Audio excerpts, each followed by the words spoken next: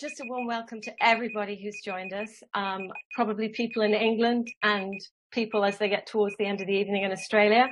I am going to be hosting for about 4 hours, and then I think Susie's joining us. But right now, we are joined by someone who's a friend and an early, well, I suppose a founder probably, or early compatriot of Julian Assange, Simon Floth, who is an Australian analytical philosopher. He holds a PhD in philosophy from the University of New South Wales, and his recent academic roles include lecturing in metaphysics and logic at the University of New England. He was an early contributor to WikiLeaks, refining vision and experimenting in collaborative analysis. His political articles have featured on independent news sites over the last decade. So a very, very warm welcome to Simon Floth. Thank you, Vivian. Yeah, so I suppose I'll start by saying a little bit again. I did on the last Vigil, but people might not remember me, naturally. So my history with WikiLeaks is basically in 2007, Julian was actually involved in a little community internet service provider in Melbourne, Australia. And I happened to be a member of that. They just provided a cheap internet connection. That's the only reason I had joined. And I got an email from them promoting WikiLeaks that was sent by Julian. And so I got back and said, that sounds like a great project. I'm happy to be involved in some way. And so it was a very small beginning with WikiLeaks at that time. And I don't know very much about anything apart from the specific emails that I got and replied to. But one of the things we were discussing was in the emails that were being circulated was how to pitch WikiLeaks, because there were so many ways to look at it. You know, the technological aspect, the political aspect, the journalistic side of things, and I felt that we could just say it in a nutshell that basically the function of WikiLeaks is to facilitate justice via truth. You know, it was a whistleblowing website, and you know you improve society by telling people what's going on about the things that matter. So that he seemed to like that and forward the email around, and we have the slogan, the goal is justice and the method is transparency. So I like to think I had some little connection in that. I don't presume that it was a great revelation to him, but it seemed something he was happy with, and I felt like I made a little contribution there. I worked on the about page, little things like that for WikiLeaks, and you mentioned in the bio there was a little bit about experimenting in collaborative analysis. That was basically with all this in this beginning, there was no clear understanding of what the project would turn out to be. And in a lot of ways, what it has turned out to be to date, it might morph into other things, but what it has been for the last 10 or so years is basically is really a fallback position out of all the things that we thought that it might be, or that Julian thought that it might be, and that has basically been a conduit, just a whistleblowing conduit and an archive. Supplying information. Go on. Sorry, Simon, just before you go on deeper, I'm really curious myself. At what point did you all realize that perhaps you would be stepping into dangerous territory? And at what point did Julian and everyone realize that in order to get at the truth, you would be depending on whistleblowers? Because obviously the idea that, the goal is justice and the methodology is transparency, it sounds a beautiful statement. But of course, as of course everyone now knows, that methodology can be extremely risky. So at what point did you guys discuss what would maybe be the consequences and how to cope with that? Because obviously there's been a lot of legal stuff that happened, and I'm just interested myself. Absolutely. Just to be clear, it was always, that email I got was about a whistleblowing site. So that was the idea from the outset. To be frank, sorry, say that again. Say that again. It was your idea? No, from the outset, it was a whistleblowing website. Like the email I got, a whistleblowing website. Yeah. So that was the foundation, the premise. I don't recall a lot of discussion at all about the dangers. There was not specifically for the project itself. It was taken for granted that this was going to be provocative, and that there, some people would be annoyed by it, and some very powerful people. Most of the discussion about danger was actually concerned to protect the whistleblowers themselves, because really they're the ones in the most dangerous position. We've seen what's happened to Julian. He's been a lightning rod, and he's suffered as much as anybody in the context of whistleblowing already, more or less. But yeah, because that was a fundamental concern with the viability of the project in a way. If the people who might be providing the information are under threat, then that's obviously a disincentive, and in a sense we can't eliminate that concern, but we were certainly doing our best to think of ways to minimise it, and to provide support. And I think Julian has provided an excellent example of somebody playing that role of providing a huge amount of support for both for Chelsea Manning and for Edward Snowden.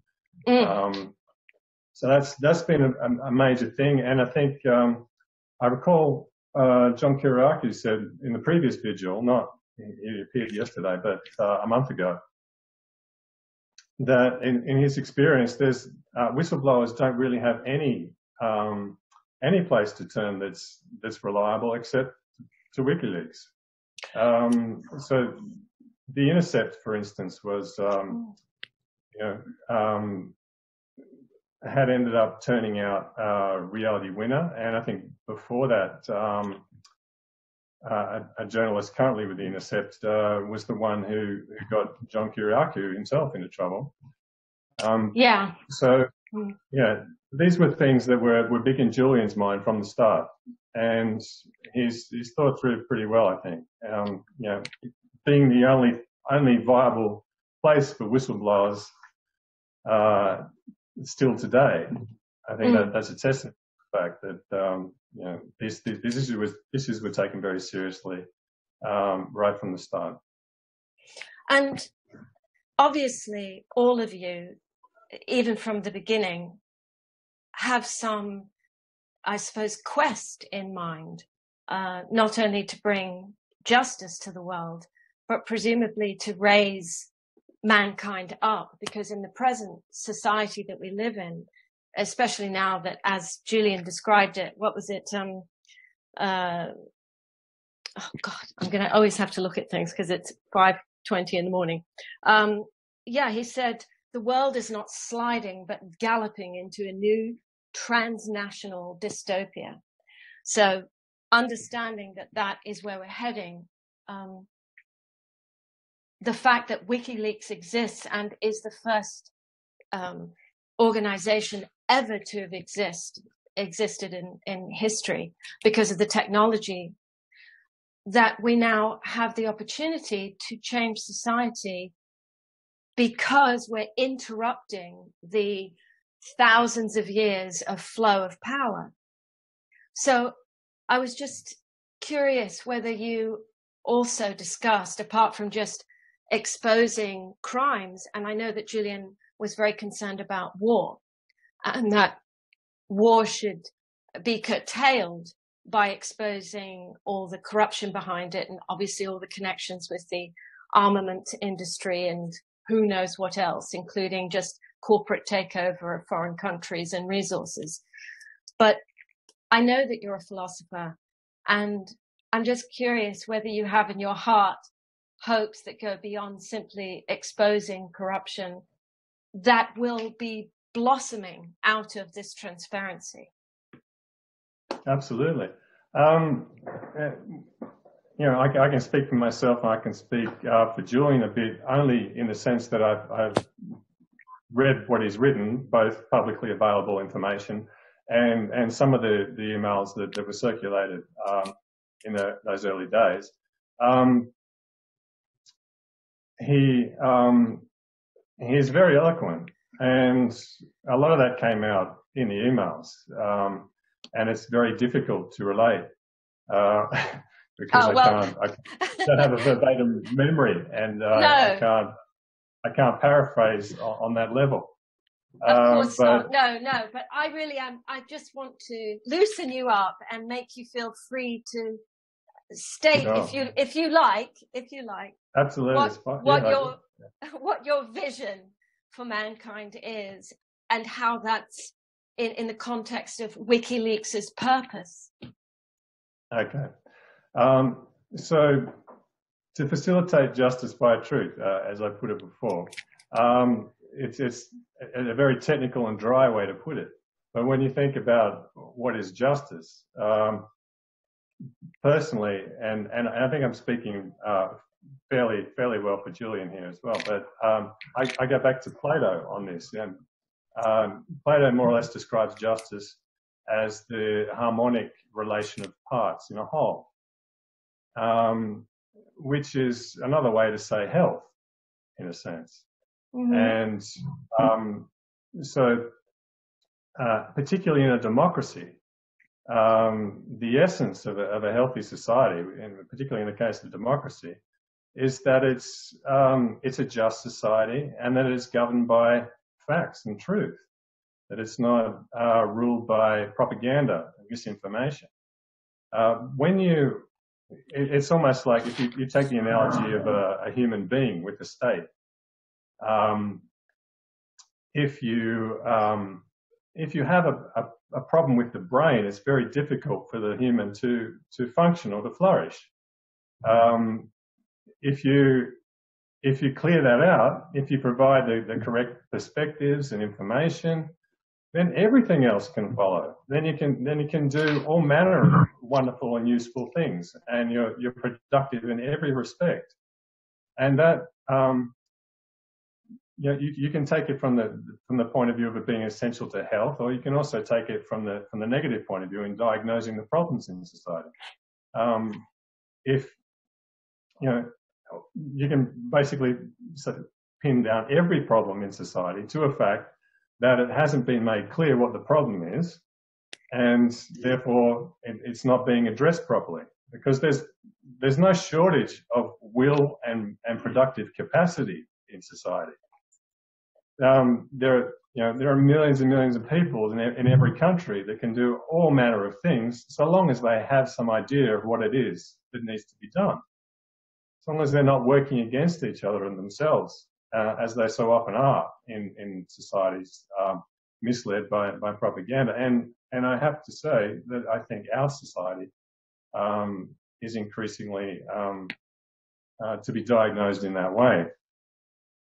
That we really are largely led by propaganda and very ignorant of what's really going on around the world, and that's done in our name.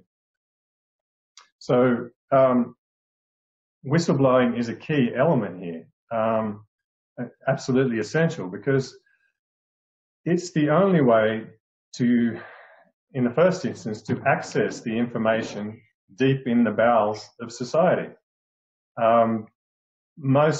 Most organisations that have a governing role in society are generally speaking not transparent. They may have systems in place to try to provide transparency, like freedom of information procedures and so on, but their basic role is to just do their thing and be quiet about it as much as possible. So it's the people that are in the middle of that actually know what's going on.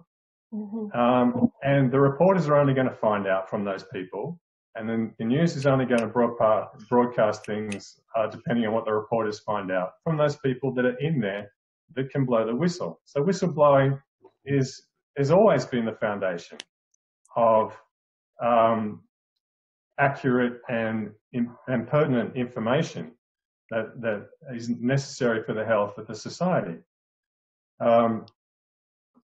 And increasingly, it's being persecuted, and increasingly the media is dysfunctional in its role of, first of all, just being providing objective and accurate, useful information about what's going on in the world, and in particular in their treatment of whistleblowers. Because as I said, there's, as John Kiriakou said, he wouldn't advise a whistleblower to go to the New York Times or the Washington Post or to any of the major TV news outlets.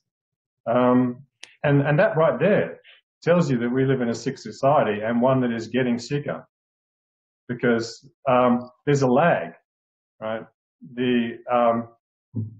If you're a healthy person and suddenly all your information gets cut off and you start making bad decisions, it takes a while to catch up with you before you start getting all the terrible symptoms of bad health. Well, that's how it is in a society with the flow of information. It's exactly the same.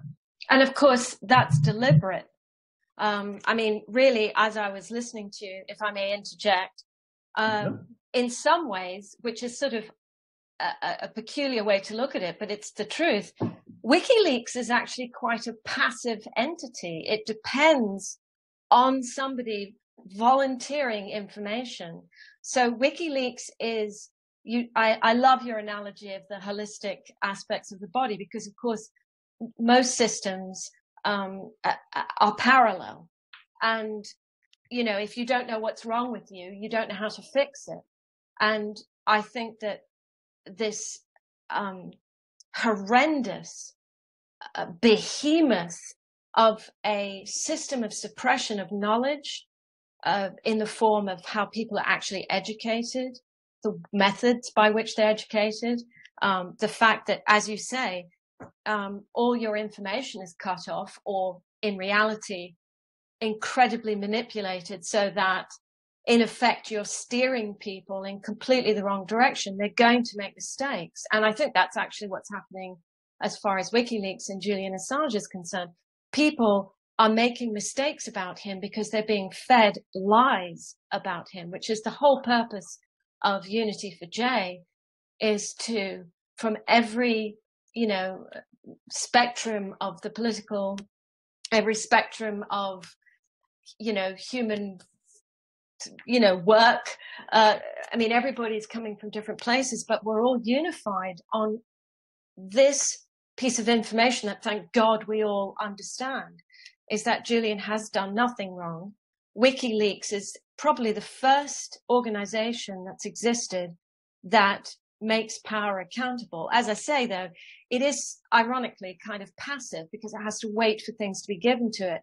But once it's given to it, it operates as a conduit, unfortunately, to a population who can hardly receive it. To give your body analogy, it's like somebody's pinching the drip so that they don't get the truth into their veins.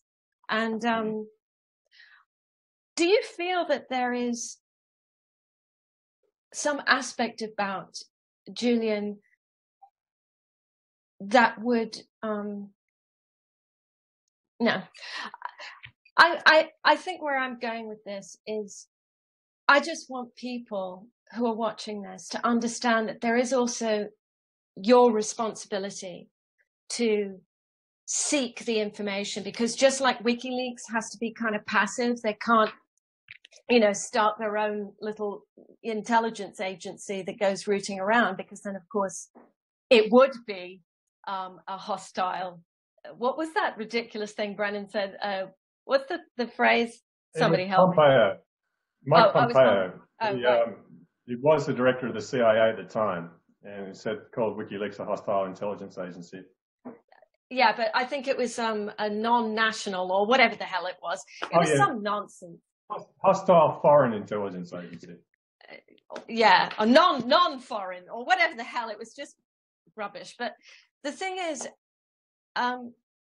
if you were to introduce a philosophical fundamental for mankind to get its teeth into, in order for them to sort of geometrically explode out the essential theme of WikiLeaks, which is transparency and truth. Have you ever kind of thought about what axioms or what guidance would you give everybody that's watching right now in order to help the blossoming of this transparency? Because WikiLeaks can't do it on its own. Yeah. Well, I don't have any ready axioms, unfortunately. Apart from, I tried to volunteer before about to facilitate justice by truth, because that, when you think about that, that's not just the role of WikiLeaks. No, it's in a sense it's everybody's duty to do that. Yes. And I think, as I said, it's the most efficient way to improve any situation is to get to the bottom of what's going on. You need to switch a light on before you can see where you're going, but then you can see where you're going and you can clean up a mess. You can get on with producing nice things and so on. So, yeah, I mean, I would just say that as far as, I mean, I do think there is, and a lot of people have said this so far on the Vigil, there's a very sad lack of absorption of WikiLeaks material. So there has been a lot of attention, but relatively little. So there's a huge amount of information that's been put out. There's a huge amount of things that are being discovered and realized, but there's a vastly greater amount of things that just haven't been noticed yet. That people, because there's so much material that people could do a lot more to dig into it. Is there any particular set of documents you're thinking of, or is it just you've sort of noticed? Well, look, I'm in the same boat. I have to confess, right? Me too. Yeah. I think I think that was actually the intercept with Snowden, the JTRIG stuff, but even the diplomatic cables that WikiLeaks provided. There's, I really like the analogy of the Library of Alexandria, because it really is a new form of history for us, and a better form of history, I think, because it's a history that speaks for itself. You could, for instance, do a historical documentary in a sort of narrative form with like a movie script with a little story that develops. But the embassy, the cables are themselves a bit like that. They're a dialogue, and the actual dialogue with the actual people who are moving the events.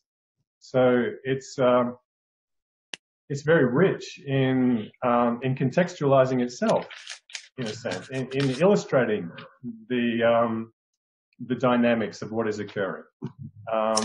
It's not just third-person commentary on what's going on.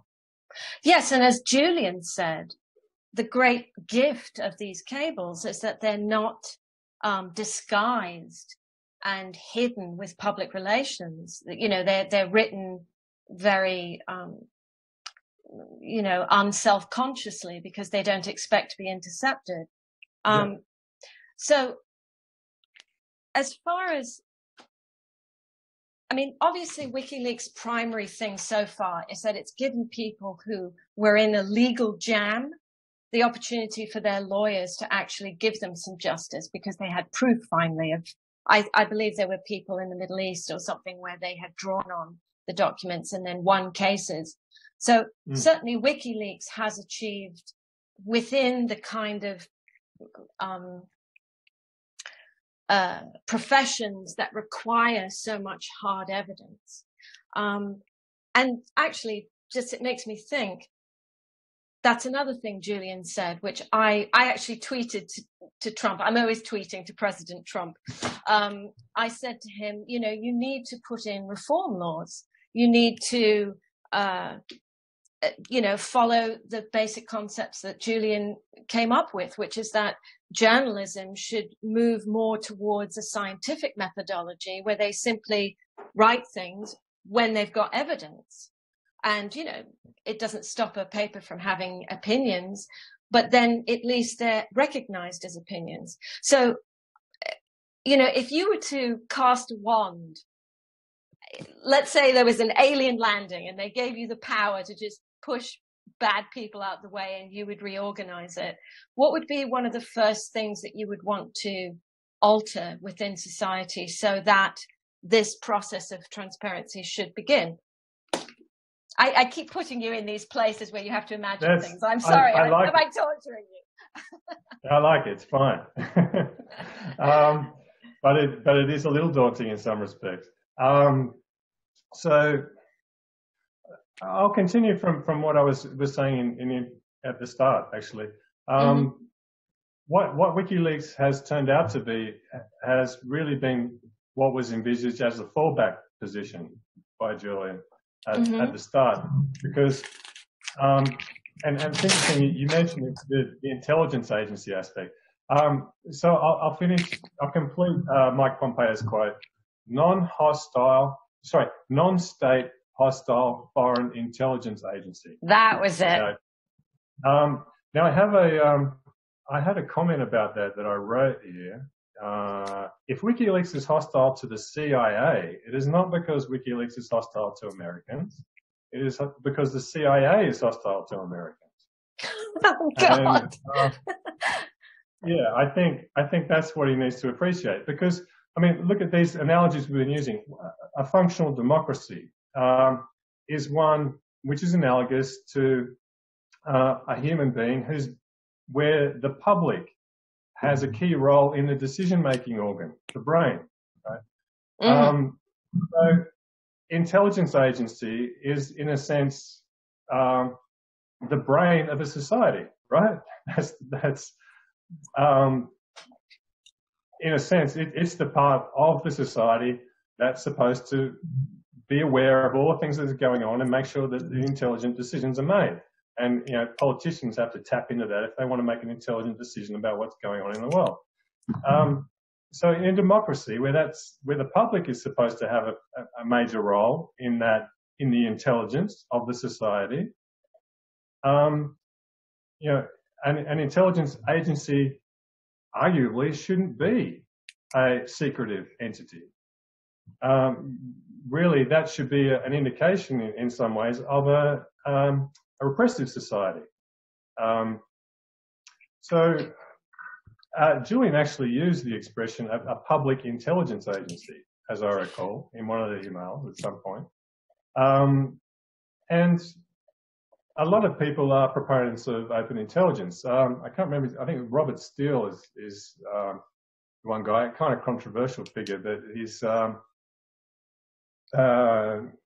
has an online presence, very alternative website kind of guy, has a history in the intelligence community of sorts, and is very prolific, putting out papers all the time, promoting this idea of open intelligence. And I think a figure that stuck in my mind that he's mentioned is that 80% of the intelligence analysis and information that circulates in intelligence agencies, as we know them, like the CIA and the FBI and so on, 80% of that is actually open source material. Anybody could find that out.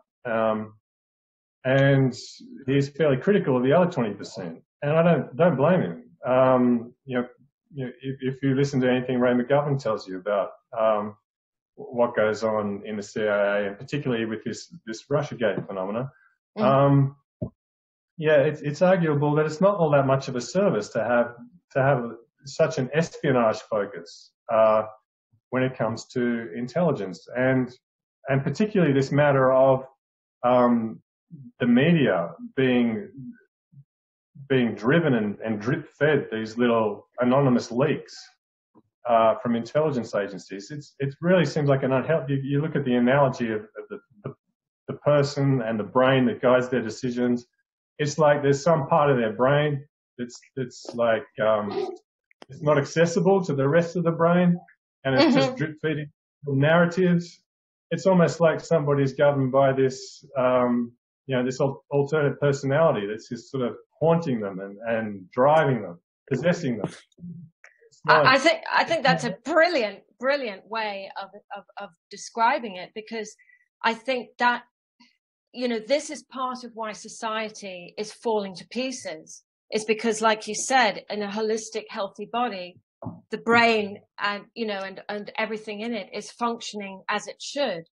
If you have a mind, which actually there's a horrible parallel here if you think about most human beings and the struggle that we all have with our rational thoughts and then our sudden irrational behavior. And that, in a way, you might say that CIA is a kind of perfect,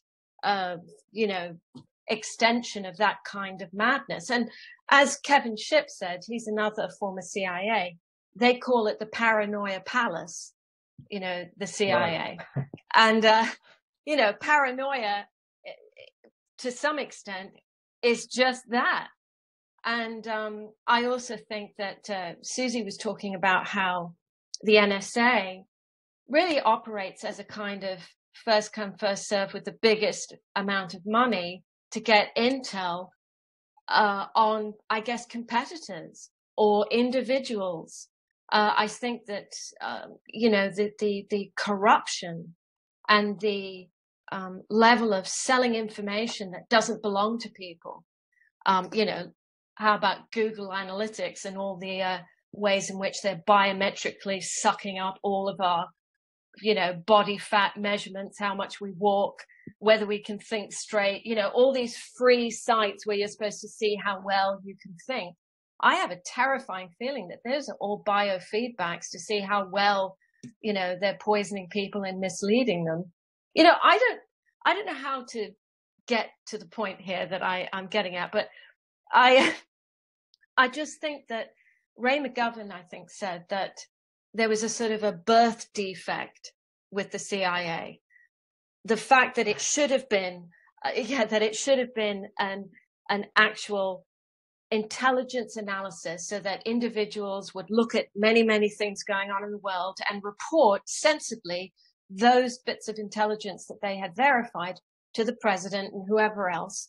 And that's sensible.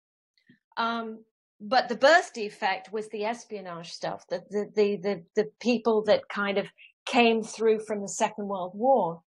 Now, obviously, WikiLeaks is doing more than just getting into the CIA. They're exposing the military madness. So the fact that there is war, the fact that perhaps wars are not at all conducted for the reasons that they claim to be conducted. I'm just curious what you think that the motivation is for people who do conduct war, and then even more astonishing, the noble and honorable men and women who decide to fight it. What do you think is happening there that they are so, I just think misguided. I don't think many of them, and you're also sorry. Yeah. Please. No, I think misguided is the perfect word. We've been talking at the abstract level, so people just tuning in and they're not familiar with all the things that all the empirical evidence that's been trawled through by people on this Vigil and by WikiLeaks and so on.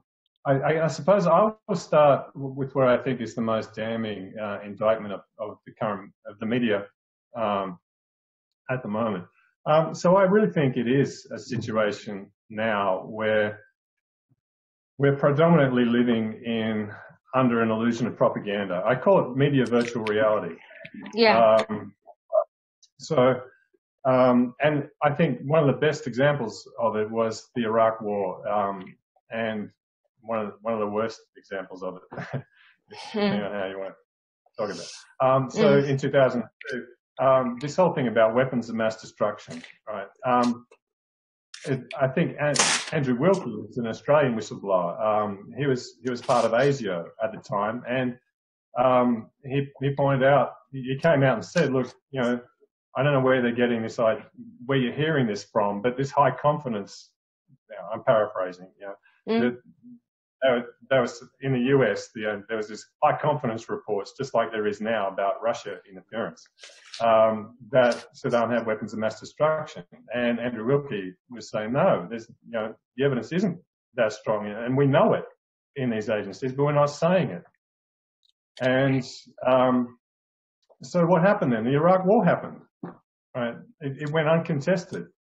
Colin Powell got up at the UN and had a few little props and said, look, we need to stop this before there's a big mushroom cloud. I think, you know, Susan Rice said that. Condoleezza Rice.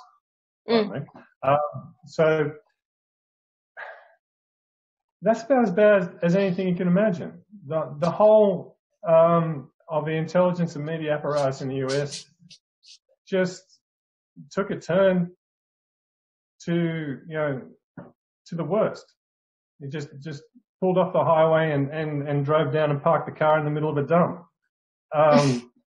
You know, the people in America, their experience didn't change that much, but the people in Iraq and what it started was really that bad, right? I mean, it was hell on earth for people ever since, right? For the last 15 years in Iraq. You know, that there was the slogan that they were going to bomb them back into the Stone Age that I've heard many times in the mainstream media. That's exactly what happened. They've been in the Stone Age for 15 years now. And there's no sign of it getting better quickly. And all that's happened is that it's spread. It spread from Iraq, you know, and it was also the same situation in Afghanistan, Iraq, and now Libya, Syria. Threatens to be spreading to Iran, and lo and behold, you know, they're beating the drums for Venezuela now as well. So we have Maduro, president of Venezuela, apparently today was attacked by drones. Seen a few reports out on Reddit. So this insanity, it just never stopped. It just came out.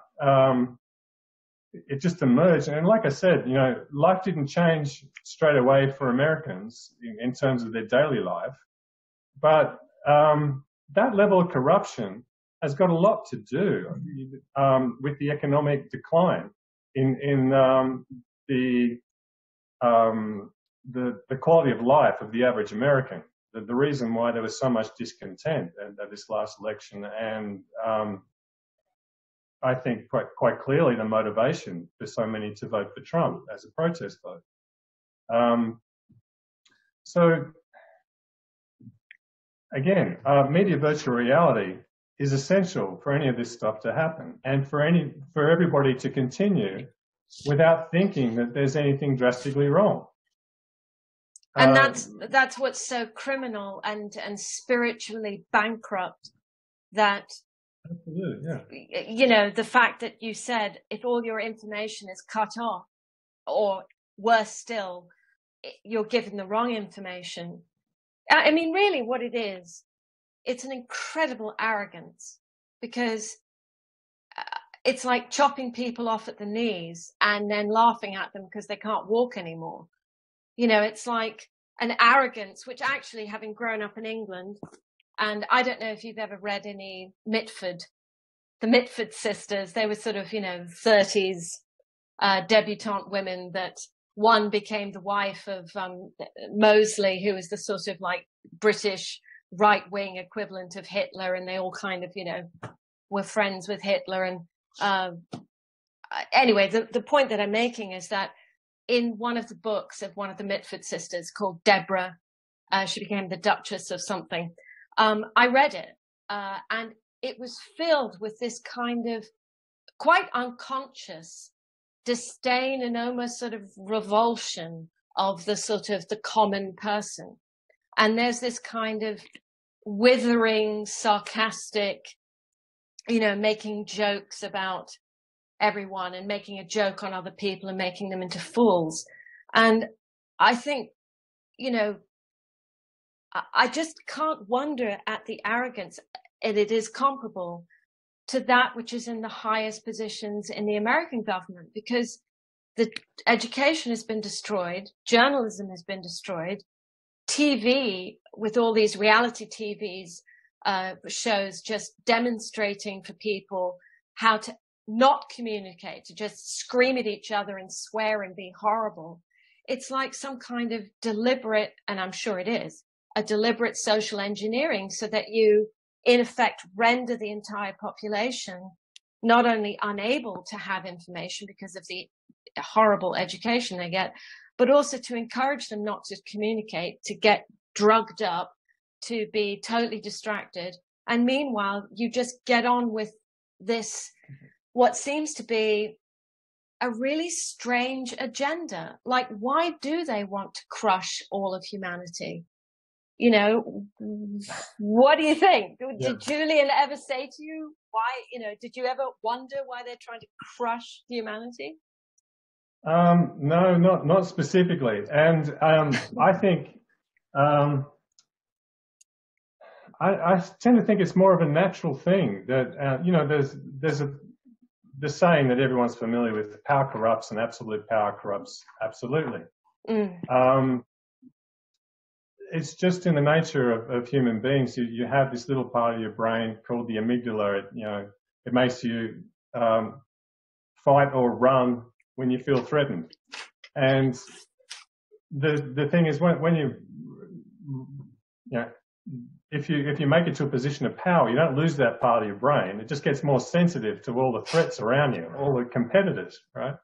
And this is why dictatorships go so bad all the time, because the dictator quite naturally, gets paranoid.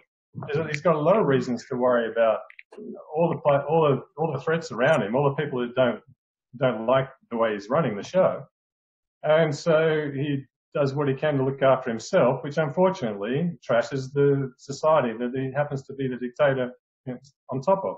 So I think that that's my explanation. You know, I can't psychoanalyze. There might be levels of depravity I haven't even guessed at. I'm sure. I'm sure that's the case. But as you know, I think that would cover it as an explanation. Just they're looking after themselves, and there's no mechanism to counteract that. Well, because, there is. WikiLeaks is the first ever attempt to attack them. Yeah. Well, there's always been whistleblowing of some sort, but this is the first time that it's had such a great opportunity to be effective. So yeah, I was going to mention before as an example, because as I said, you know, we've been talking abstractly quite a lot. So I mentioned the wars that are quite obvious, except for the fact that nobody ever pays any attention to them.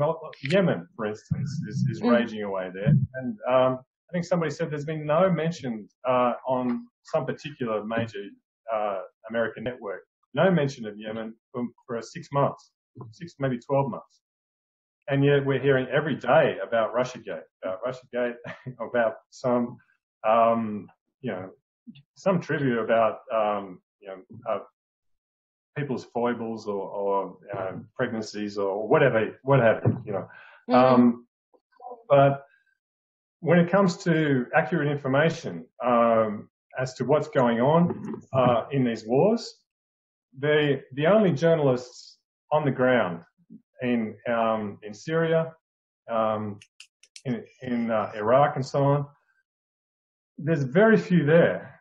And the only ones I'm aware of, and I think it's just about all of them, are spending all their time jumping up and down about how absurd and obscene the mainstream media coverage is of what's really going on in these war zones, where we're dropping all the bombs and we're pushing all the bullets, and we're funding all the mercenaries, which tend to be the same sorts of terrorists that we're pretending to be there to get rid of.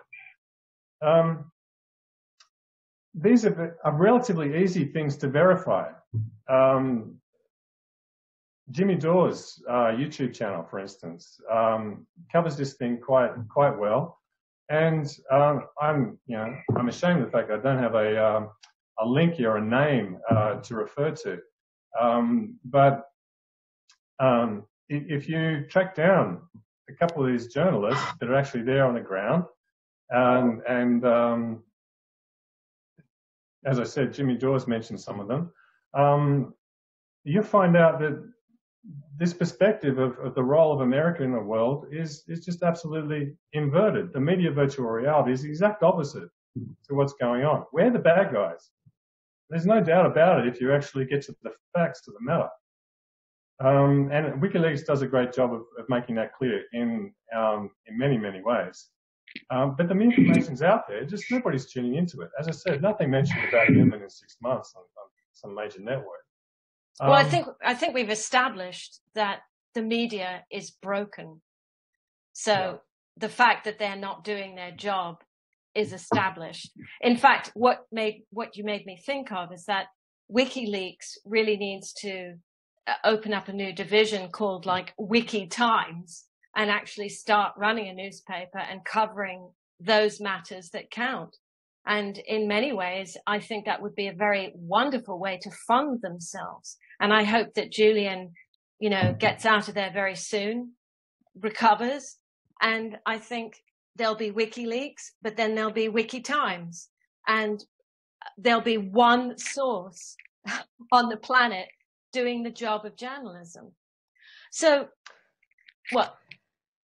Oh, I was just going to say, there are a lot of people who are afraid of a monopoly of information, whistleblowing information. That there is bizarrely an effective monopoly in place now, just because WikiLeaks is the only competent service when it comes to whistleblowing. So that's nothing to blame them for.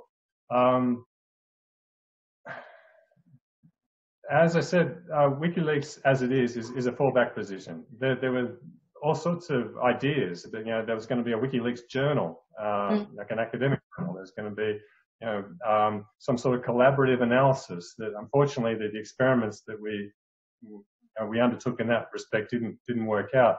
And I think what's going on Discord is a promising possibility in terms of replicating this. Growing these ideas, because we have a lot of people coming together and focusing on the same objectives. And there's no limit to the projects that can be undertaken. It's just a matter of people getting in there and doing it. Can I ask you something? I don't know how connected you are with the other WikiLeaks people, but expansion is really, shaking your head. Okay. Expansion is really the name of the game. And I think that being on the offensive in the sense that WikiLeaks continues, that they demonstrate their social value, defiant of all the lies and rubbish. I think that it's very important if there are people who want to go on Discord and begin to, in effect, make a statement, an argument for why society must have things like WikiLeaks, and then blossom out of that into people who actually, the journalists that are on newspapers right now who just want to cut their wrists because it's so unfulfilling, they should join Discord and actually try and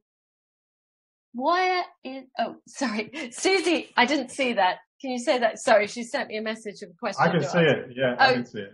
Oh, you can. Okay. Do you want to answer that? What Susie asked? All right. I lost the thread of what you were saying, so I wanted to preserve it. Yeah, I'll answer the question if you can remember and remind me if we have some time. Okay. From chat, Simon, where is the anti-war movement in Australia? There doesn't appear to be one, and I wonder why.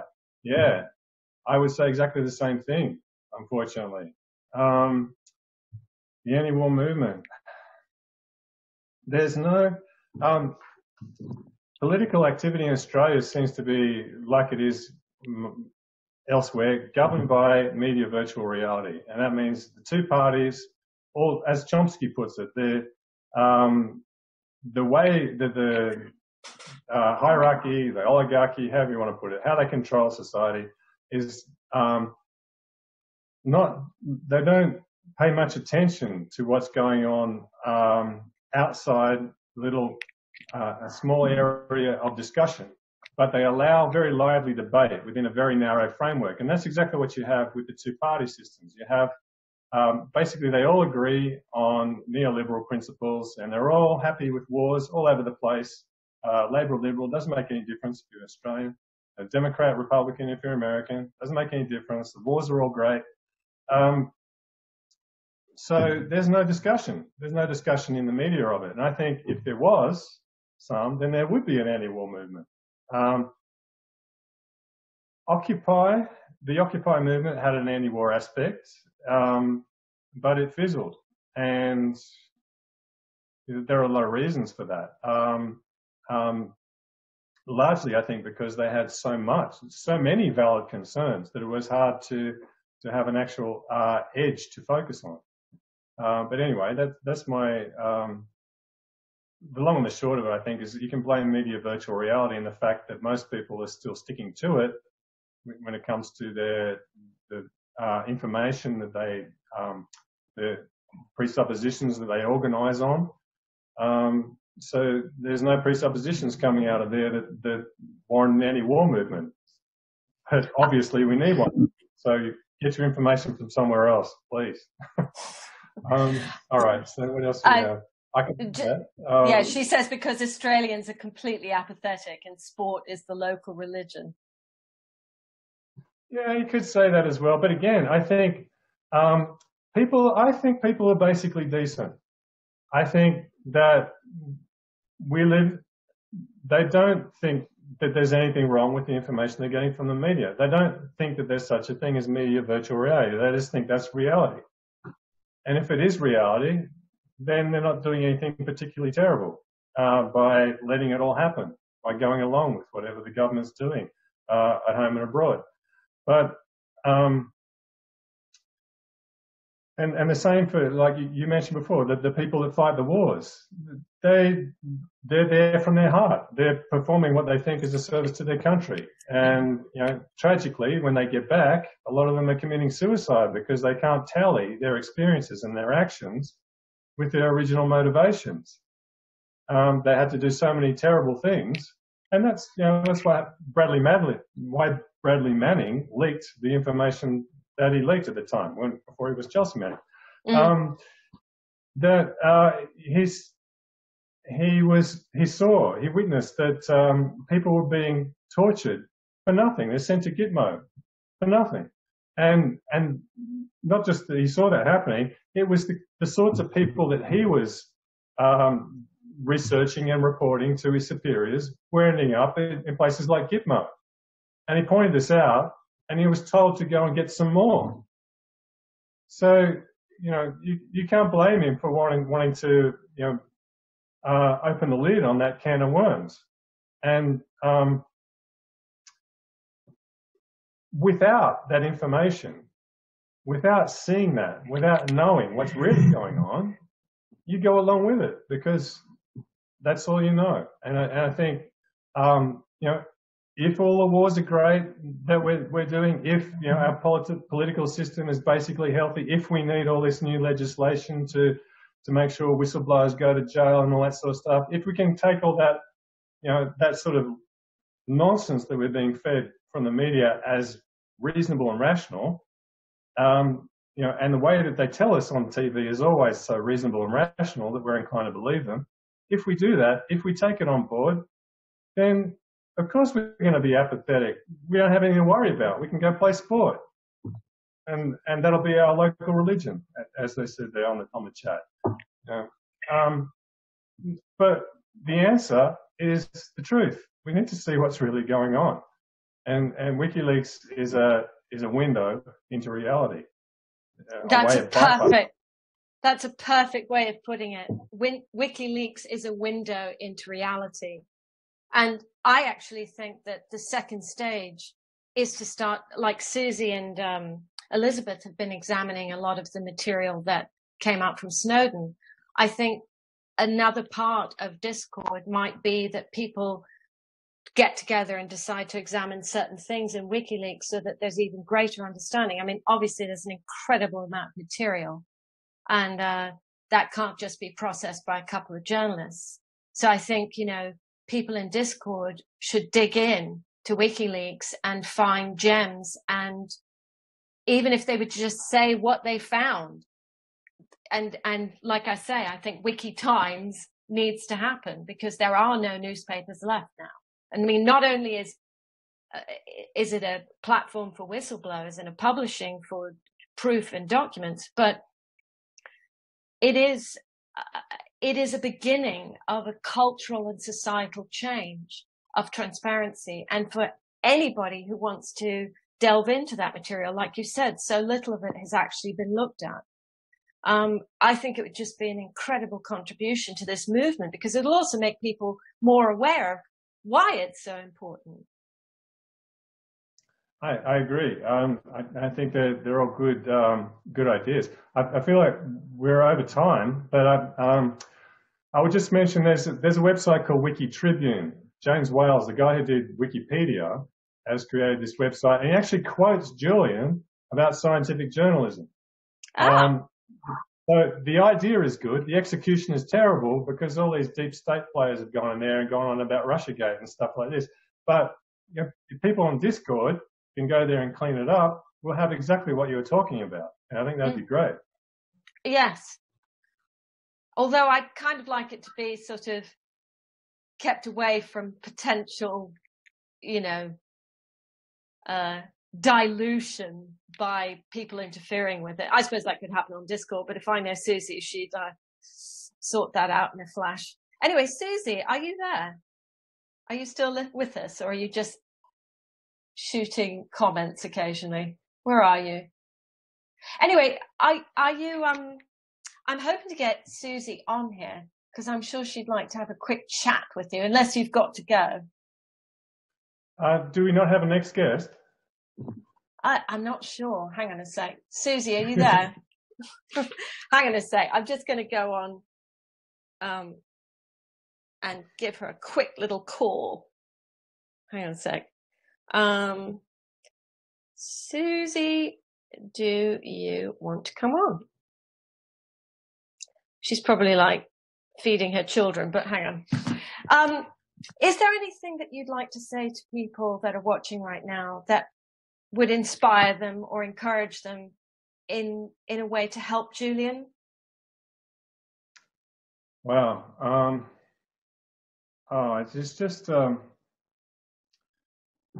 It seems impossible to put this situation into words, because it's been so distorted in the public perception, and it's such an incredibly tragic situation. So his health is deteriorating, has been for a long time. He doesn't get any sun, fresh air. He doesn't get to see visitors anymore, just his lawyers, with all those headaches that go with that.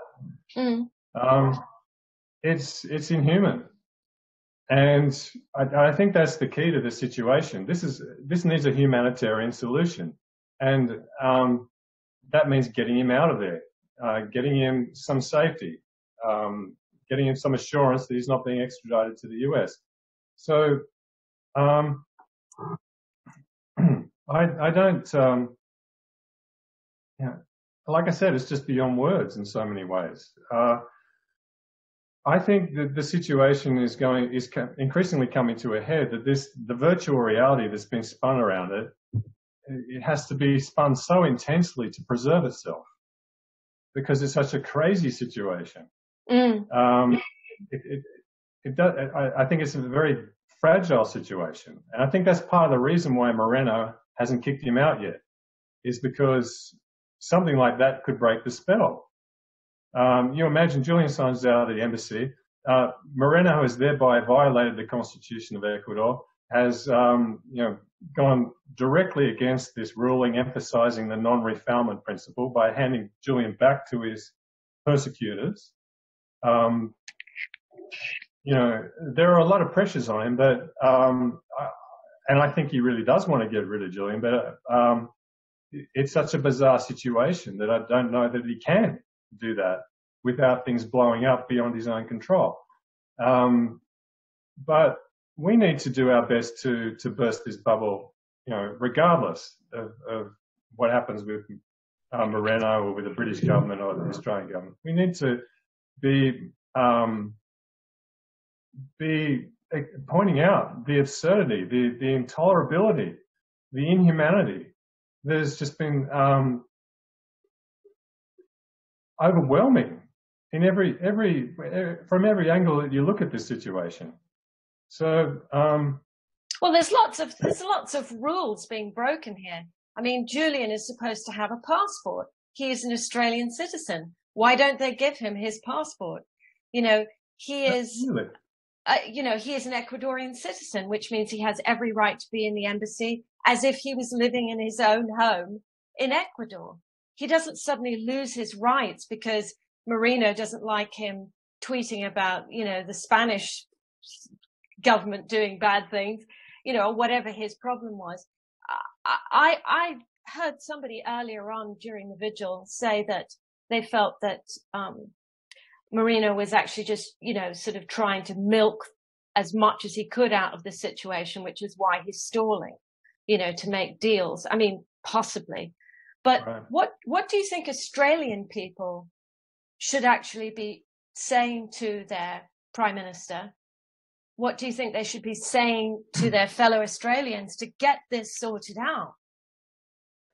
Well, it's funny you mention that. I've actually I've written an open letter and doing my best to collect some signatures for this to Malcolm Turnbull regarding the situation. Mm-hmm. So it'd be great, you know, whoever wants to jump on and sign that. We'll be putting links for people to do that shortly on Discord. Okay. But I'm also looking, you know, I've got posts there for the researchers and outreach people to help get some high profile signatures for that. It's very difficult when the flow of information has such a chokehold with respect to, you know, establishment. Julian Burnside, who incidentally has signed Julian Burnside, Order of Australia, QC, the best guy you could have on your team in this regard, is very supportive of Julian. And he wrote an article which is on his WordPress blog that was tweeted out by WikiLeaks about this situation. And it was ostensibly addressed to government, to Malcolm Turnbull, to do something about the situation and pointing out that it's, you know, perfectly possible to do something about this situation diplomatically on behalf of Australia. And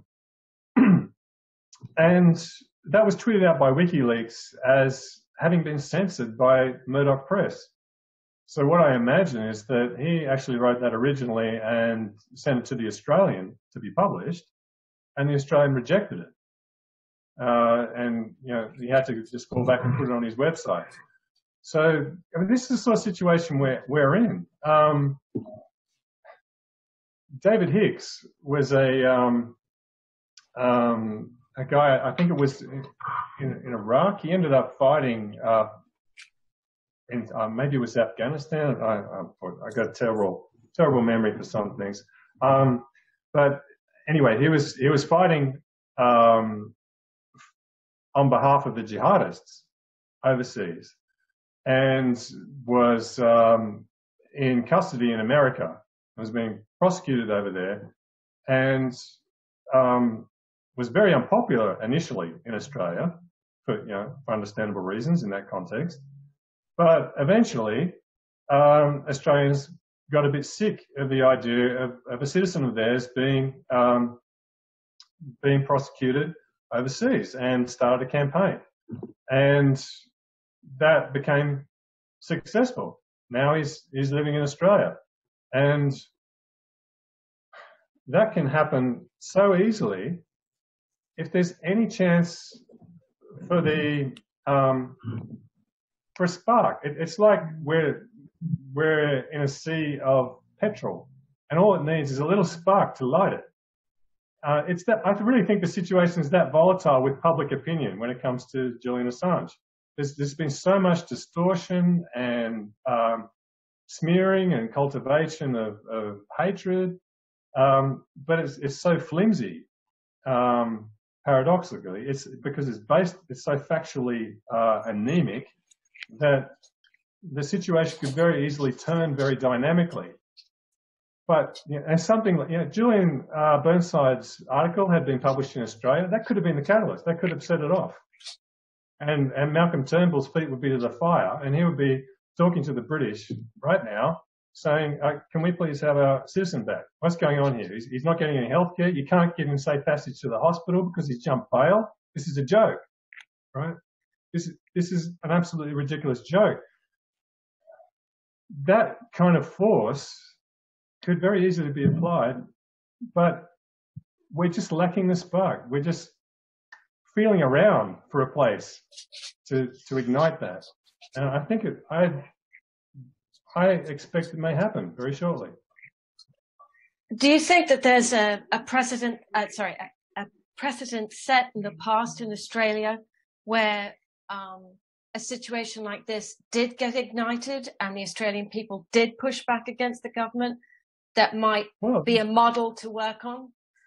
The case of David Hicks that I mentioned was fairly similar, but apart from that, I don't recall any particular situation. But there's a mythology that a lot of people are sceptical of about Australians being rebels, and we're convicts, and just here in a little town in regional New South Wales, where I spend a fair amount of time, there's a little statue in the middle of town of somebody called Captain Thunderbolt, and he was a bushranger, and the locals used to support him. They used to put out little signals on their washing lines, to put up a white thing or some other thing to help him get away from the police. And we've got Ned Kelly, the bushranger, and it used to actually bother me that there was that statue in the middle of the town. I said, it's a bushranger. Why is there a monument to a bushranger in the middle of the town? And I started to read about the story and became less ignorant and started to appreciate it. And I think, I think the penny it's quite possible that the penny will drop, and all these things will start to fall into place. The apathy will start to dissolve. The dots will start to be connected, and the line will start to be drawn through an increasing public outrage and Julian's situation there in the embassy, a line that goes through Malcolm Turnbull, the Prime Minister of Australia. And I just hope it happens sooner rather than later, for obvious reasons. Somebody just put in the comments here, someone said the other day in an interview, if Australians still celebrate Ned Kelly, we should celebrate Julian Assange. So, absolutely. I think that perhaps, like we were doing this last week where we were saying, Julian, put your votes in to vote Julian Australian of the Year.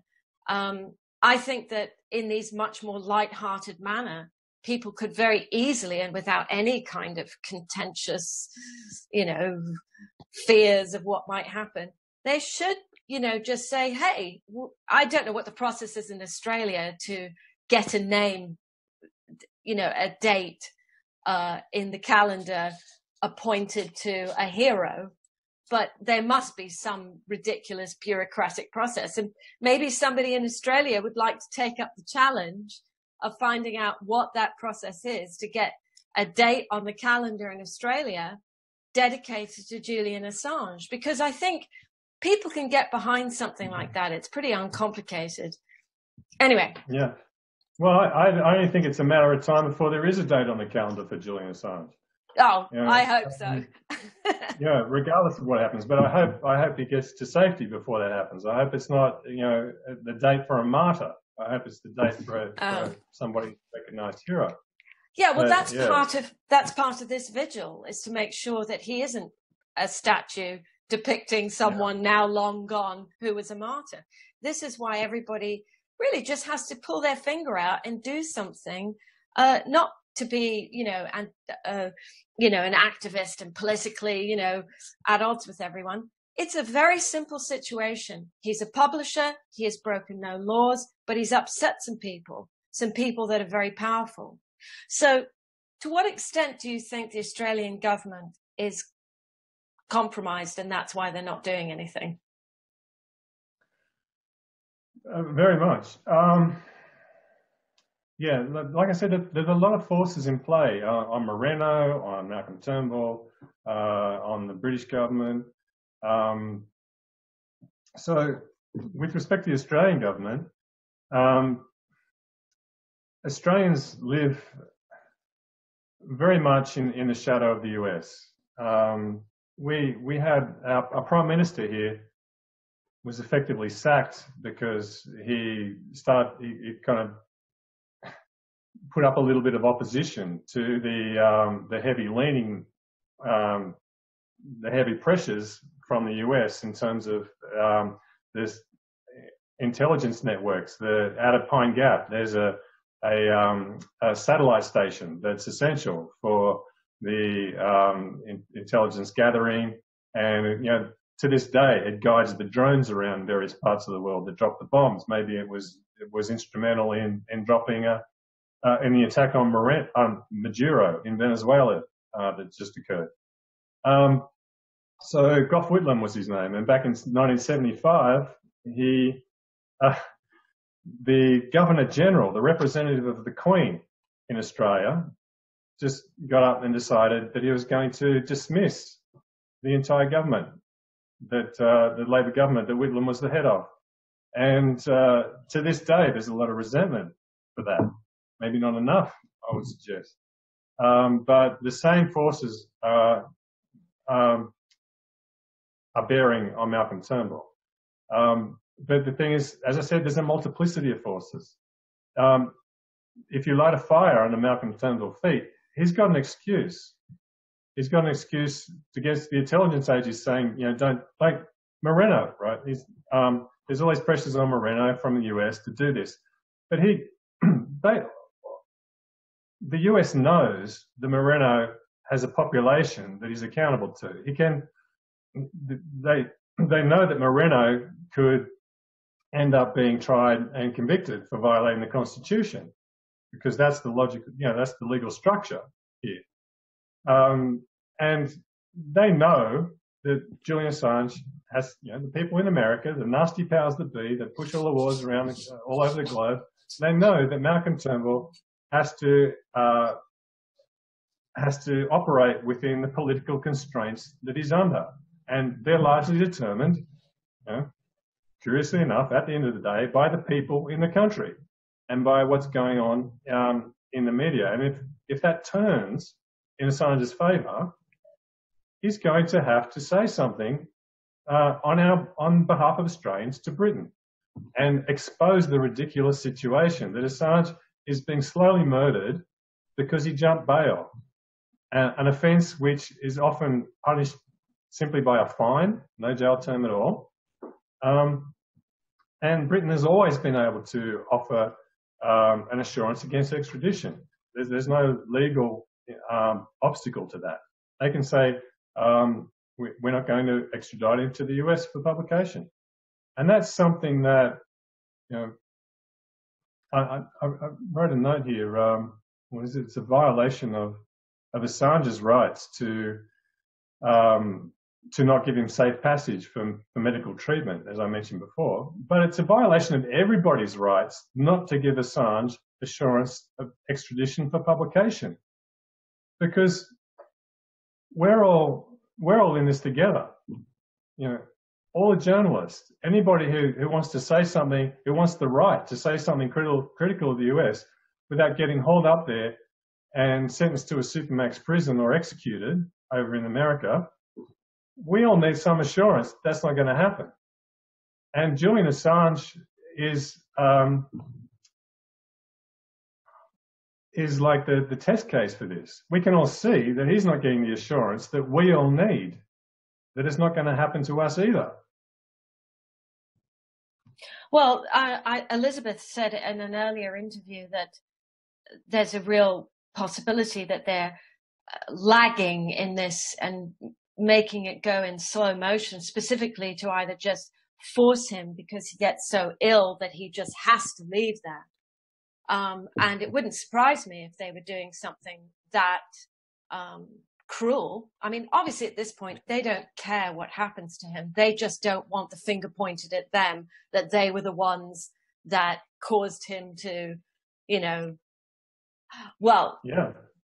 But actually, yeah. I think you're right that, you know, I think that's part of the reason why it's going slowly, because whoever does anything precipitous to change this situation is going to be very likely to have the finger pointed at them, just as you mentioned.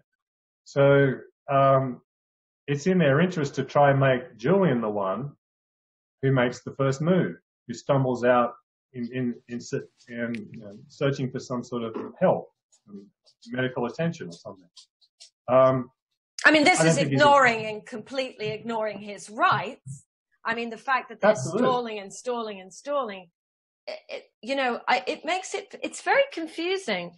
Why is it that the UN can put out such an incredible declaration of saying that, you know, he's being held arbitrarily and nothing happens? You know, what happened to international law? Yeah. Well, it just got ignored by the British press. That's my explanation. And the politicians said, you know, they just laughed at it. They said it was ridiculous, and the press went along with that.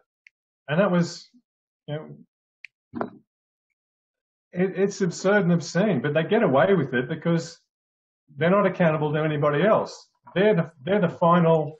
You know, the buck stops with them. They're the end of the accountability chain. The press. The press doesn't call something out. It goes, you know, whoever perpetrated the offence gets off scot-free. But as I said, the situation is getting increasingly ridiculous, and the nature of the press is to present a facade, at least, of rationality and coherence.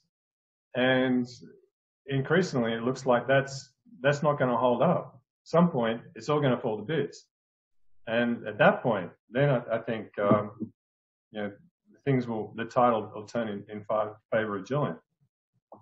Well, I hope that tide turns bloody soon, because I really think that if it's he that has to leave the Ecuadorian embassy because he's too sick or he has some emergency, I don't even want to think about it. Is there something that you feel hasn't been said? I don't know how much you've looked at in the vigils, but is there anything that when you've listened to them where you've gone, oh God, I wish they would talk about blah? Yeah, good question. You got me wondering now. I might have to keep that in the back of my mind. And there's something else I wanted to maybe touch on. I had it in my notes anyway. Please go ahead. Yeah, with all the negativity and distortion of Julian's situation, I think there's a key element involved, a key dynamic, which is that I mentioned before about, you know, the problem with corruption is that, you know, the elites don't lose their natural instinct of self-preservation. And it's actually that part of us which is exploited, which is most susceptible to propaganda. I mean, the fear-mongering, the classic, you know, warmongering. We need to unite against the enemy. But there's a particular mode of fallacy that sucks us in. And I coined a little term for it called the polarity trap. Because the way the dynamic parts of our mind and our brain work to get us to do things, to galvanize us into some sort of action, they're not particularly useful when it comes, those parts of ourselves are not particularly useful when it comes to perspective and nuance. And So, for instance, we end up getting short-circuited when the positive and negative energies can get tricked very easily. And a particular example will help to make clear what I'm talking about, if it's not making any sense yet. With George Bush versus Saddam Hussein, for instance, back in 2002. That part of you which becomes primitively concerned and anxious to do something feels like it's got to decide as to what it's going to have, a positive or a negative attitude to the topic under discussion, which in this case happens to be Saddam Hussein. And it's hard to have a positive attitude to Saddam Hussein. So you end up getting forced in the rational parts of yourself start getting short-circuited, and you're susceptible to fallacies that make you think, well, I can't support Saddam, so I have to support Bush in this conflict, right? And the same thing is being manipulated when it comes to Julian on any given issue, right? On issue of women's rights, well, there's the rape allegations which incidentally didn't come from the women, which were actually denied by the women, as I recall. And the lawyer had actually been asked, why is there these rape allegations being pursued, an investigation for it, when the women have actually, one of the women has said, and I read the article myself, where she said, he's not a rapist. I'm not afraid of him. He's just got an attitude problem with women. And so this was put to the lawyer who had reopened, was part of the effort to reopen the case after it was dismissed against Assange. And he said to this, he said, they're not lawyers. The complainants, the women involved, are not lawyers. And that was supposed to explain the situation. So he's effectively agreeing there, okay, yes, they didn't agree that it was rape, but they were just confused, is what he was saying. So we have Julian Assange now in people's minds feeling like they have to decide, well, I can't support a rapist, so how can I support Julian? And these sorts of allegations get drummed up into that sort of psychological pressure. And this has happened in just about every perspective you can think of with respect to Julian. With respect to the US election, anybody who's upset that Trump won the election, which is, most of the media by the looks of it,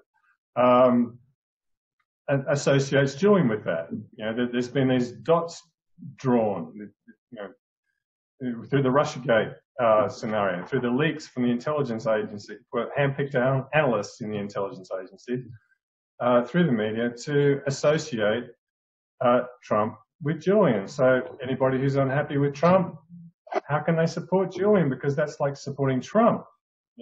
These parts of your brain which just don't function very well when it comes to nuanced perspective have been gamed.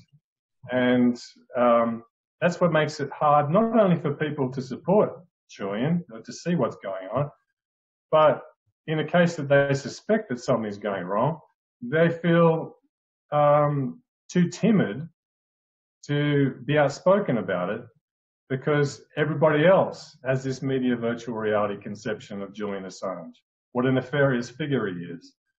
And even though that's just been built up out of this exploitation of basically an inability to think straight when you're emotional about things. What I call the polarity trap. Your positive and negative feelings get short-circuited when you feel like you have to do something, when you have to take a side. Well, I'm sure. I think that's so interesting what you said. I think what's also very interesting is that the education system is designed so that people no longer have a sort of well-rounded critical thinking ability or a desire to inspect information. And I think, this polarity trap is a really highly manipulated part of the press.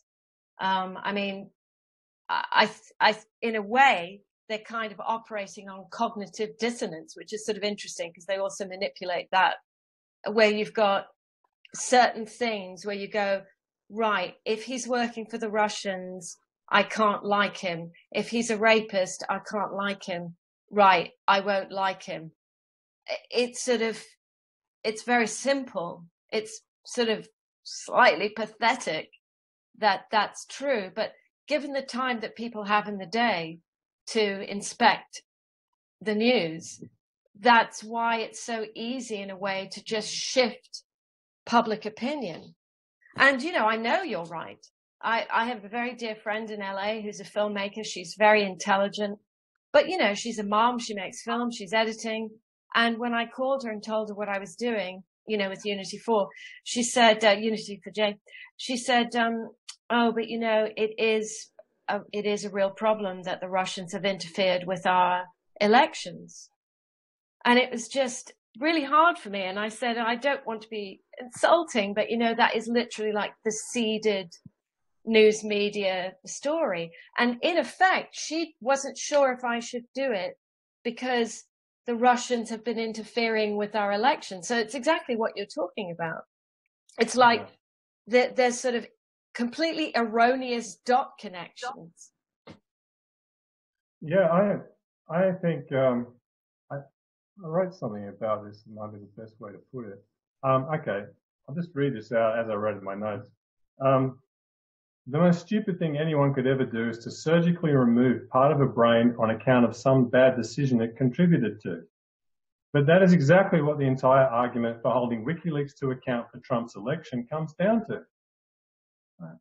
WikiLeaks just put some information out there, some information in the public interest about what was going on in the DNC. And now, it's like... Well, it's more than public interest. It's a crime. It was a revelation of a crime. That's right.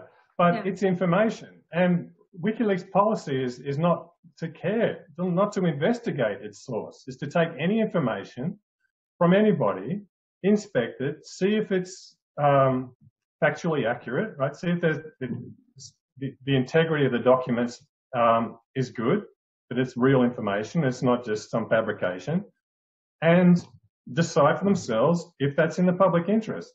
Well, it concerned an election. It concerned corruption in the DNC. It was in the public interest. Right? So they put it out there. And that was an intelligent, justified act. And to go and say, because the results weren't the ones we wanted, that we can't have anything like that we have to put that guy in jail, that's, I think, perfectly analogous to saying, okay, I had some information, I acted on it, and that led to an unfortunate event. And somebody's saying, okay, well, on that basis, you used your brain in a way that ended up somehow with an event we didn't like. So really, you should be on the operating table having part of your brain cut out so that never happens again. That's what's going on here. And it's only that the media is so incredibly skillful at putting a straight face on when they give you this kind of crap that people soak it up and come to take it seriously. That's my perspective. This is my personal. I can't explain any other. I think it's brilliant. And in fact, if I could just segue in there, a documentary series I really recommend because it speaks totally to what you're talking about. It's called The Century of the Self. It's on YouTube. It's actually a BBC documentary, astonishingly enough, about social engineering. And I think when people actually see the history of how this kind of simple, polarity trap that you make for people, they're going to kind of switch the way you want them to. And, I don't want to get... That's a good point. Edward Bernays was the guy, wasn't he? Yes, Edward Bernays. Yeah. Have you seen it? Yeah, fantastic. I recommend that as well. Yeah. Great. And very informative when it comes to the whole business of the nefarious structure of information manipulation in society, because he was making recommendations to people, high up in, who pulled levers and strings in power, and they were getting the results that he was, suggesting that they could get. And society has basically been ticking along on that model ever since he got it off the ground. I just say to everyone, watch The Century of the Self, and you will feel yourself cleansed of all the psyops that go on. So as a final, because I'm sure we are now way over your time, unless you want to say anything else that you've made notes of. I don't want to tire you out. I could go a little. I feel a bit self-conscious about just, going on an extra hour or whatever. No, don't, because there's just, listen, Simon. If we're just going to be twiddling our thumbs or playing the music instead, so I suppose I can keep talking. It's a vigil after all.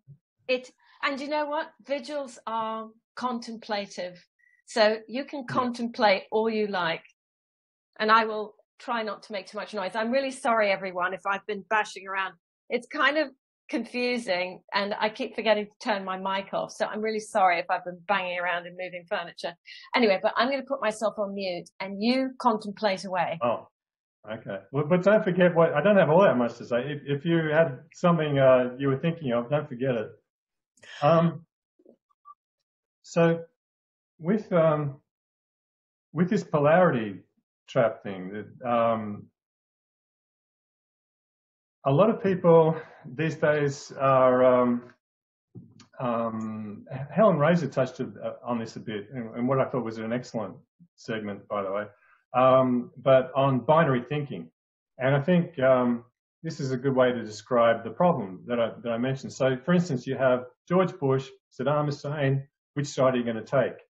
So that it's presented as a binary choice. You have to go one way or the other.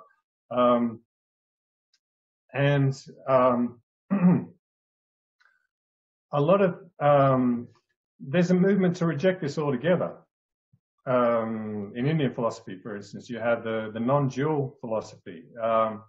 Let's forget about good and evil and right and wrong and all this sort of stuff, or at least just say that it's just subjective, and that'll keep us out of polarity traps, right? Stop us doing stupid things. We'll be a little more detached and have a little more perspective. And to an extent, that's true. I agree with it. But it's also problematic because it's vulnerable to an objection of its own.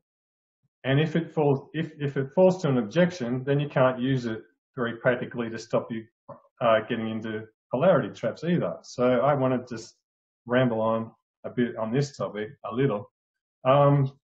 Do. It's really interesting. Keep going. So if you have, for instance, if you want to be strict about this, you say, okay, there's no, we reject binary thinking, so we can't that means we can't judge things as bad anymore. So, for instance, I can't object to child trafficking on any absolute principle. I can just say that, look, it's repulsive to me. I can't stand it, and I'm going to speak out about it because I can't help doing anything else. But that's not much of an argument to somebody else, right?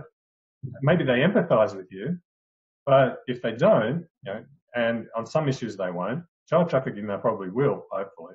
But there might be some issues where they don't. And you can't have much of a discussion from there on. You can't say, look, I think this is wrong, and you should think it's wrong too. You can't say that if you've rejected binary thinking. So I think binary thinking is valid, but we need a crucial principle to appreciate, and we need to preserve perspective. See, that's what happens in a polarity trap. The perspective is collapsed. You feel like you're forced to either be positive or negative, and so you make a choice. You take the lesser evil. Like with Assange, you decide to be negative because that's the way you're being pressured, and that's what you're worried about. But the thing I think we need to bear in mind that brings these things into focus is that you take the analogy of a scale. it's almost impossible to analyze every detail of what's going on when you balance scales and they just sit there and they just do this sort of little up and down thing. There are so many millions of little atoms there. There are so many millions of ways to analyze the play of forces that if you couldn't possibly be exhaustive on it, right? But it's all focused there. It's all focused on that little point on the hinge on the scales. All the perspective, all the relevant reality is all there in action, determining some binary outcome as to whether there's going to be, the scale's going to fall on one side or rise on the other side. And so I think when we talk about good and evil, I think these things are perfectly valid ways to speak, as long as we don't make crude generalizations. Right? That's when the balance goes out the window. That's when the polarity traps happen. But if we keep our perspective and focus on, bear in mind that we mean to make a judgment in terms of how things are on balance, we don't have any of these problems. We're not susceptible to polarity traps in that regard. We're not susceptible to denying that there are good and evil things in the world, and we can get on and make a decent game of things without getting wiped out by psyops, basically. The key is perspective. So I can be on the side of Saddam Hussein when it comes to George Bush's illegal invasion of Iraq without being a supporter, on balance, of Saddam Hussein. Right? I can be quite happy for any internal revolution to occur and to replace Saddam Hussein.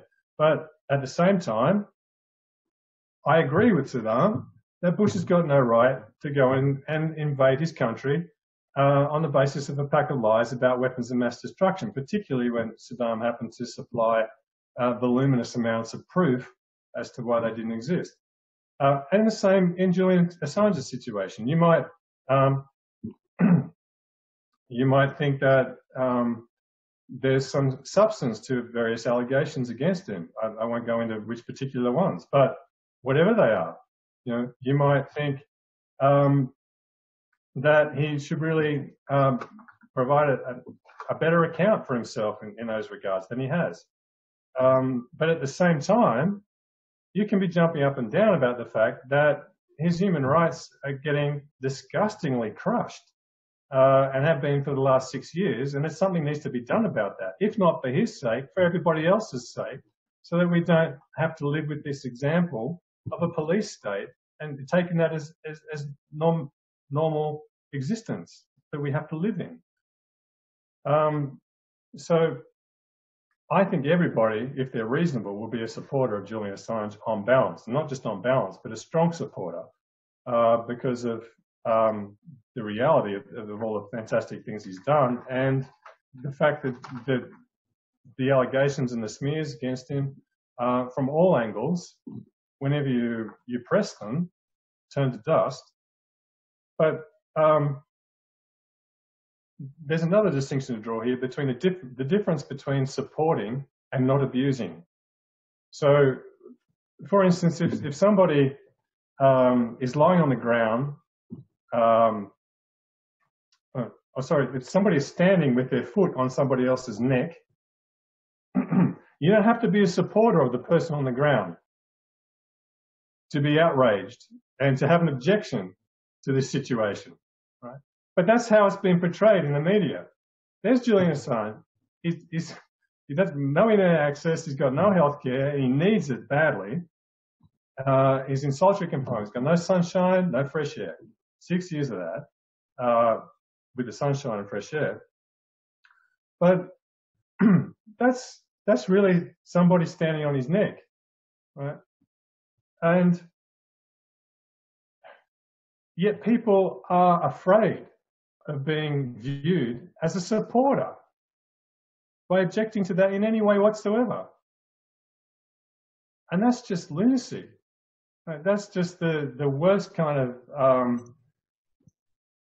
absorption of fallacy and moral reprehensibility from my perspective. So I wanted to emphasize that particular point.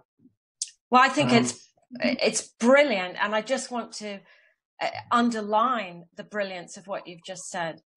In every way, the kind of false choice that people are offered, like,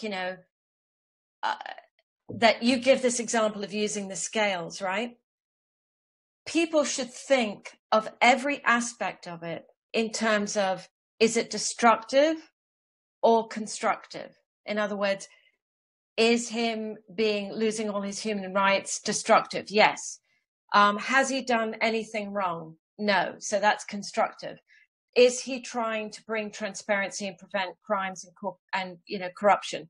Yes, good. That's another constructive thing. That what they start to do is build a more complex, not even complex, a more detailed panorama of the facts and weigh them in terms of, is it more constructive that he is given his rights, that he is allowed to publish, facts about crimes, which, if they're crimes, what crime is he committed by exposing them?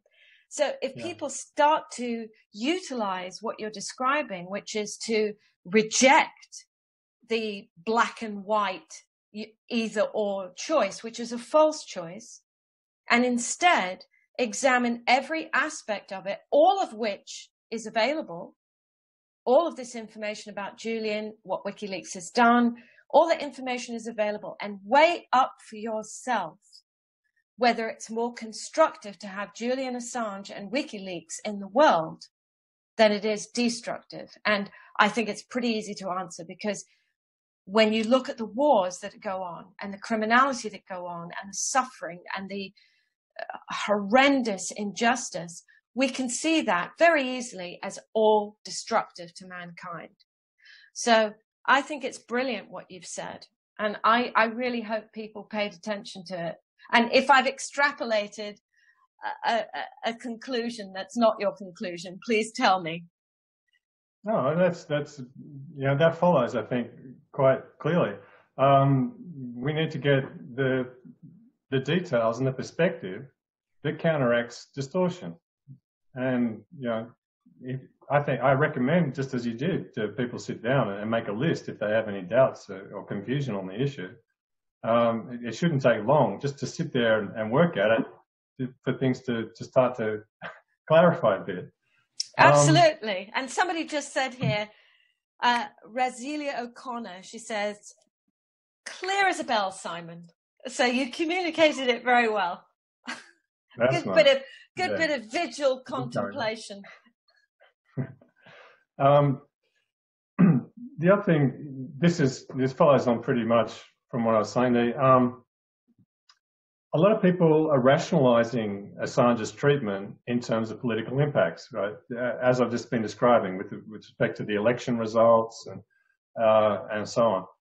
But and this has been presented in the media as perfectly reasonable. Like the Newsnight segment that was just on, I think, a day or two ago, we had John Sweeney and James Ball just outside Julian's window there, shooting the breeze about why he's stuck in there and how it's all his fault. And they're saying things like, he was told that he's not supposed to criticize Ecuador. So, Ecuador was very upset when he made the comments about Catalonia. And they're talking about, like, this is a perfectly reasonable thing for states to put people in, use people as pawns and disregard their human rights on the basis of how some other oppressive power is unhappy with that expression of a private citizen or an asylee. He doesn't speak for Ecuador, right? It's not Ecuador's responsibility what Assange has said, and there's no way to connect Assange to via Ecuador to the annoyance of other countries without having this absurdly repressive conception of what's going on, that he has no right to express himself freely because they're going to be annoyed. This is absolutely insane. But anyway, so they're an example of people rationalizing Assange's treatment by referring to his political impacts. Right? Now, that's a way of defining political persecution. But you can't have it both ways. You can't say, oh, okay, all that nasty stuff happening to him, it's because of his political impacts, without saying, if you think there's anything rational or reasonable about that, then what you're saying is that bad things happening to him for political reasons is perfectly fine. Now that's political persecution, bad things happening to people for political reasons.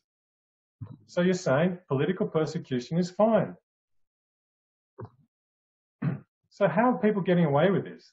How is James Ball there on BBC outside the Ecuadorian Embassy talking about how it's perfectly reasonable for Ecuador to be muzzling Assange because Spain was unhappy about his comments on Catalonia?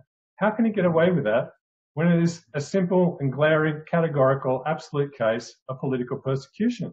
And he's talking about as if it's fine. Well, I think you've just described a non-journalist and instead just a mouthpiece for power. I mean, that's the level to which the people now on TV or reporters have degraded themselves to simply a mouthpiece for what they're told to say. And, I don't know where all the excitement has gone about being a journalist. It can be a pretty exciting job, but it's probably because the journalists that actually really have something to say, they're not wanted because newspapers and journalists and TV are no longer meant to do that. Actually, I've forgotten the name of the actual law, but Obama passed a law in 2013 or revoked a law or something, which actually makes it legal to put propaganda in newspapers. Somebody tweeted to me what that law is called. Do you remember it? What that law is called? I don't, but I do remember the situation that you're talking about, but I can't give you any references that are going to be useful, unfortunately. Yeah, it's I'll tweet it out again when I find it. But I think people should really examine how that surely the supreme law of the land is the Constitution in America, and I'm assuming it's the same in Australia. So I think people should just pull their fingers out, take a look at the Constitution and see whether the current things that are happening to Julian are actually not allowed by the Australian Constitution. I don't know because I've never read the Australian Constitution. Are you familiar with it?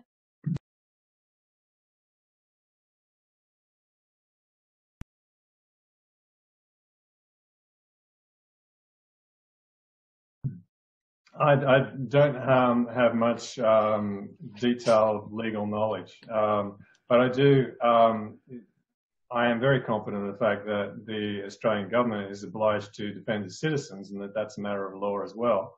I do believe I've heard that from people who do know the legal details of the situation, and clearly that's not being adequately dealt with at the moment. I did know when Greg Barnes was on. He's an Australian lawyer and very close contact with Julian. He alluded to positive discussions with the Turnbull government about Julian's situation. So,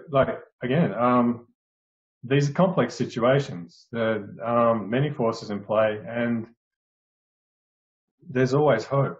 I concluded an article on the topic a little while back. You can't trust these people, but you can hope. So that basically gives you one option, which is to push. Definitely to push. And I think the push, as this is a non-violent digital army, consists really of communicating. And the more people communicate to one another and discuss these things, and I think really what you said about polarity, the polarity trap, I think people need to really mull over that, because that's the only way that psyops can work, at least in the newspaper kind of psyops, is that they work upon that very simplistic, very sort of cognitive dissonant type reaction.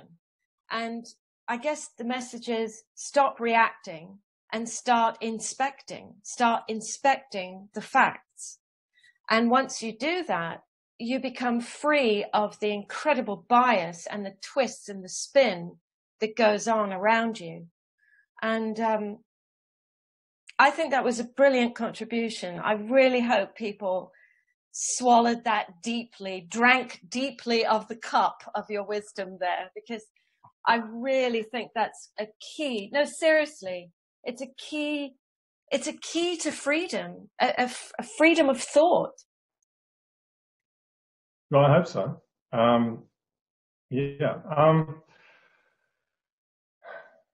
I have another little, maybe I'll just wind up with this, because we do have another guest now, I'm pretty sure, right? I don't know. There was one in the schedule anyway. Yes. I'm not going into the third session.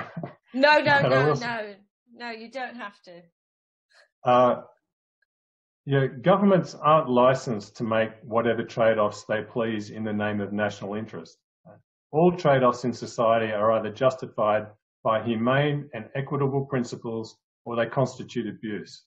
And that's exactly what's happening in the case of Julian. All these trade-offs with Ecuador and the US, they're not justified by humane and equitable principles.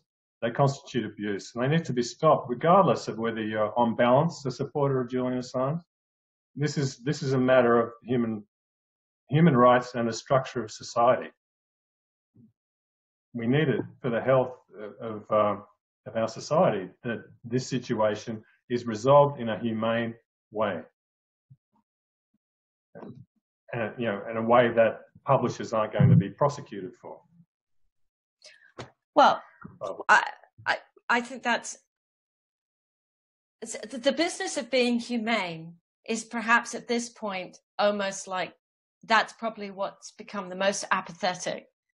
Empathy, which has been so often spoken about during the Unity for Vigil, the importance now to look at Julian's situation purely from a humane aspect, I think is going to help inform people about why they should do something.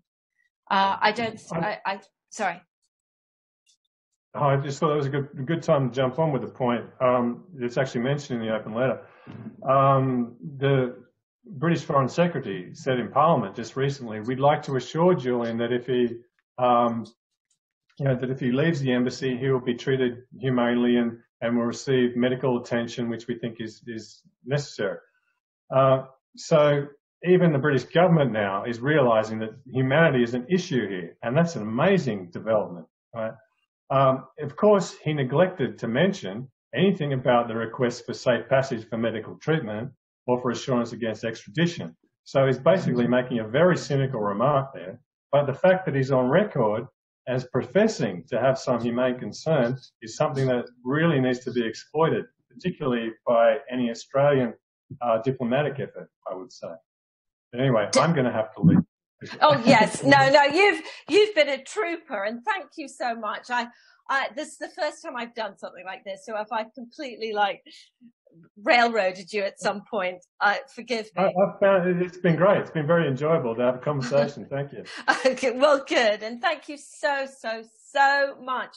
You were brilliant, and bless you.